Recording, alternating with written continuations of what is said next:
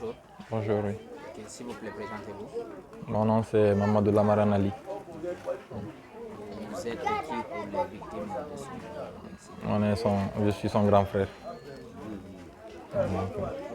Expliquez-nous comment vous avez appris cet accident-là et ça s'est passé à quelle heure et comment? Bon, on ne sait pas précisément à quelle heure ça s'est passé, mais c'est quelqu'un qui est venu réveiller mon jeune frère très tôt le matin. Il a toqué à sa porte. Il lui a informé que mon jeune frère a fait un accident et qu'il est aux urgences à Sino-Guinée. Du coup, il a réveillé notre grand frère. Ils sont partis. Mais du coup, lui, déjà on l'avait informé que le petit était déjà à la morgue. Parce que vu que c'est lui qui conduisait. Arrivé à Sino-Guinée, ils ont vu qu'ils étaient 6 déjà dans la voiture. Et lui, il m'a appelé au téléphone et moi aussi, je les ai rejoints là-bas et voilà. C'est comme ça. Il y a eu combien de victimes dans cet accident? Bon, disons, ils étaient 6 dans la voiture. C'est mon jeune frère Boubacar Ly qui conduisait. Et lui et la fille sont décédés sur place directement. Et les 2 autres étaient sous respirateur à Sino-Guinée. Il y a 2 autres aussi qui, au moins, eux, ils étaient conscients. Ils arrivaient à s'exprimer, ils arrivaient à parler. Et du coup, 1 heure, 2 heures de temps après, vers 9h, 10h, l'autre aussi est décédé. Lui aussi, il habite dans la cour ici. Et le 3e, on l'a transféré de Sino-Guinée à Donka et aujourd'hui, sa chance de survie, elle est minime. C'est-à-dire qu'ils sont en ce moment 4. 3 qui sont décédés, Quels sont leurs noms? Boubacar Ly et Suleiman Ba et Mariama Sadio Bari. Ils sont tous de la même famille ou bien? Non. La fille, non. Ils sont tous du même quartier ici. Celui qui est à Donka actuellement, qui est dans le coma, il dormait avec Boubacar Ly dans la même chambre ici. Donc voilà, c'est 3 amis, inséparables. Et voilà, c'est comme ça.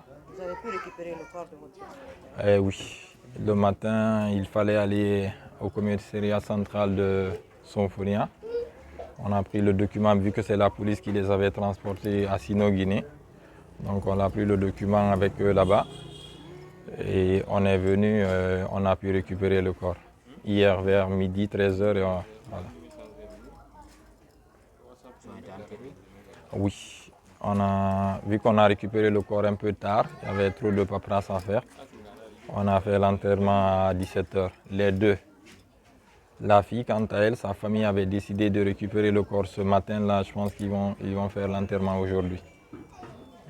Si vous avez un appel à lancer? Bon, c'est juste d'être prudent, surtout en cette saison pluvieuse.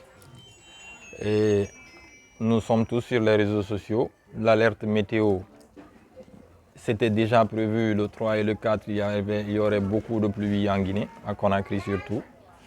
Donc c'est de dire aux jeunes d'être surtout prudents et surtout la nuit en conduisant, d'être très prudents.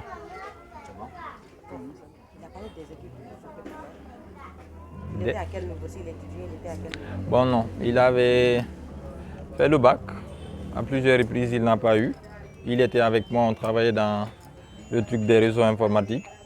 Puis après, il était avec mon grand frère Akipi en face de Prima ici dans la vente des véhicules. Donc c'est là-bas récemment il était. Et c'est de là-bas qu'on lui avait donné une voiture pour qu'à cause de la pluie, pour qu'il puisse se déplacer et tout. Ça fait 2 semaines qu'il était malade, il ne sortait pas de la maison. Mais bon, quand la mort vient, c'est comme ça. Ses amis sont venus ce jour pour lui dire non, allons-y, allons-y, allons-y. Il ne voulait pas. Mais bon, comme c'est lui qui savait conduire, ils sont partis et voilà. Nous avons appris sur les réseaux sociaux que la fille avait fait même une vidéo pour demander pardon à tout le monde. Ouais, bien avant son décès, oui. Effectivement, moi aussi j'ai vu ça comme vous sur les réseaux sociaux. Mais bon, malheureusement, moi je ne connaissais pas la fille. Merci beaucoup. Merci, oui. Mais ça, ça connaît. Merci.